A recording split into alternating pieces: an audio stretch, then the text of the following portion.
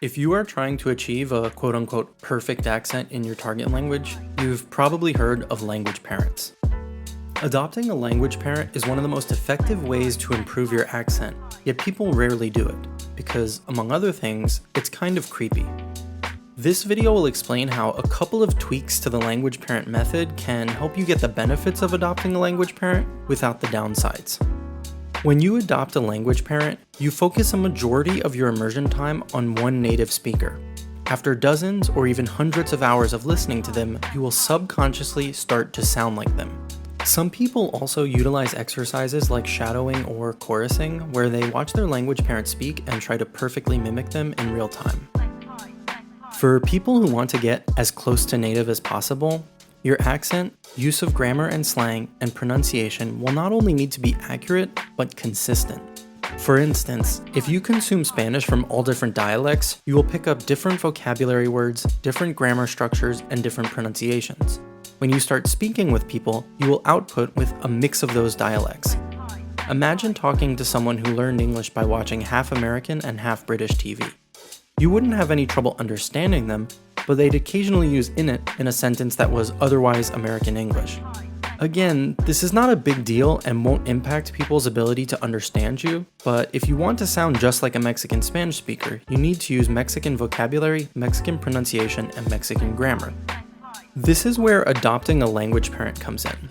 By receiving the majority of your input from one person, you will start to mimic them and will slowly get rid of the inconsistencies in your output.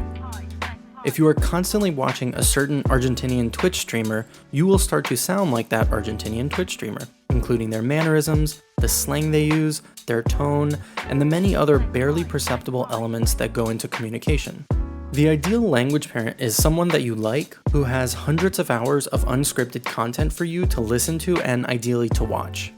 They should also be close to you in age, gender, and overall vibe. Again, you're essentially trying to become this person in your target language. And this gets to the heart of why, despite the fact that this method is very effective, most people don't use it. The idea of becoming another person is honestly pretty creepy. And also it feels like a really intimate and important decision. How do I pick a speaker of my target language that I want to sound like? Much less one that I can stand to listen to for hundreds of hours. But also, despite purportedly being a technique that mimics how children learn their language, this isn't actually how the process happens. Most of the time, a child will not just be getting input from one person, but from a small group of people who are different ages, personalities, and genders. Instead of slowly becoming the one person they listen to, children develop their own personality and way of speaking that is strongly based on and influenced by that small group of people, but not a copy of it. They will spend time with siblings, with grandparents, with friends, with TV shows, and with their parents, among others. If you are trying to improve your accent in your target language, instead of picking a language parent, you should instead join a language family. A language family is a small group of people all from the same country, ideally from the same city, who you spend the majority of your immersion time with. You don't focus on becoming a specific person, you just consider yourself part of the family and try to listen to and watch them as much as possible.